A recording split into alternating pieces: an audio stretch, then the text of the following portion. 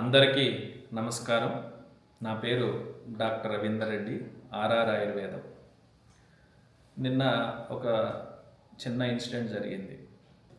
నా దగ్గరకు ఒక మిత్రుడు వచ్చి, డాక్టర్ గారు అసలు మధుమేహం ఏంటి, అసలు ఈ డయాబెటీస్ అనే దాని గురించి ఒకసారి చెప్పమని అడిగారు.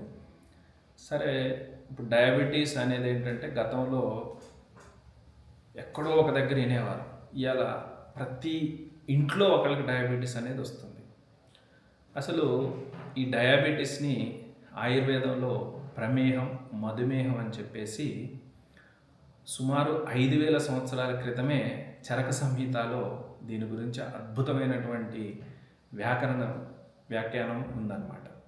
అయితే ఆయుర్వేద శాస్త్రంలో ఈ మధుమేహాన్ని, ప్రమేహాన్ని సంతర్పణజన్య వ్యాధి అనేవారు.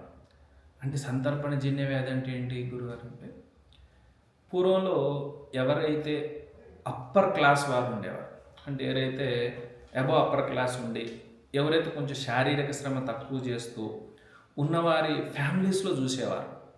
కానీ ఇప్పుడు ప్రతి ఇంట్లో ఈ ప్రమేహం, మధుమేహం గురించి చూస్తున్నాం. దాని గురించి ఏందని చాలాసార్లు చూస్తే ఆయుర్వేద శాస్త్రంలో దేని ద్వారా మనకి షుగర్ వ్యాధి, ప్రమేహం వచ్చిందంటే ముఖ్యంగా ఆహారం వల్ల, తర్వాత విహారం వల్ల, మూడోది మానసిక ప్రవృత్తి. ఆహారం అంటే ఏంటి అంటే, పూర్వంలో చూడండి, మనకు ఆహారం అనేసరికి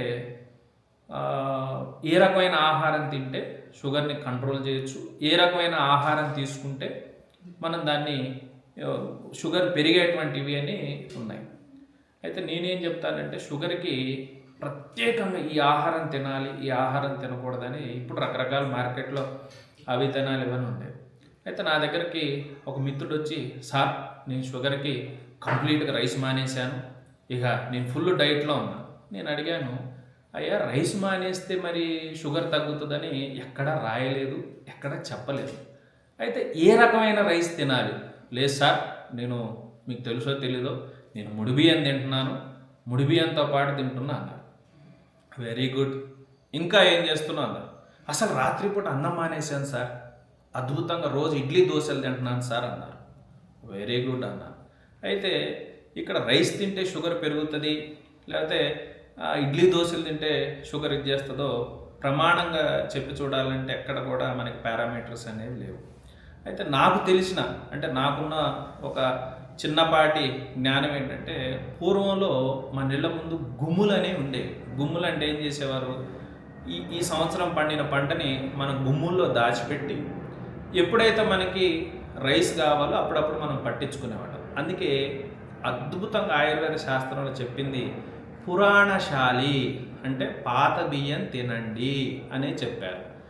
ఎప్పుడైతే ఆ పాత బియ్యం మనం తినటం ఇది చేసామో, ఇప్పుడేం చేసాము, బికాజ్ ఆఫ్ మనకు స్టోరేజ్ లేక, తర్వాత మనకు ఉండేటువంటి లైఫ్ స్టైల్స్ వల్ల ఏం చేస్తున్నాం అంటే, మనం ఏ రకమైన రైస్ తింటున్నామో మనకు తెలియదు, దాన్ని ఎలా ప్రాసెసింగ్ చేస్తున్నామో మనకు తెలియదు. పూర్వంలో ఏం చేసేవారు, రైస్ వండేటప్పుడు ఏం చేసేవారు, ఫస్ట్ నానబెట్టేవారు, నానబెట్టిన తర్వాత దాన్ని వండేటప్పుడు గంజి తీసేవారు, తీసిన గంజిని వార్చిన తర్వాత తినేవారు. ఇప్పుడు మనకేమైంది, రైస్ తినడం వల్ల షుగరు పెరుగుతుందని కాదు, కానీ వండే విధానం, ఆ రైస్ని మనం స్టోరేజ్ చేసే విధానాన్ని బట్టి ఉంటుంది తప్ప రైస్ తింటే షుగరు ఇదవుతుందని ఎక్కడా లేదు. కాబట్టి పూర్వంలో ఆ రకమైనటువంటి గుమ్ములు ఉండేవి.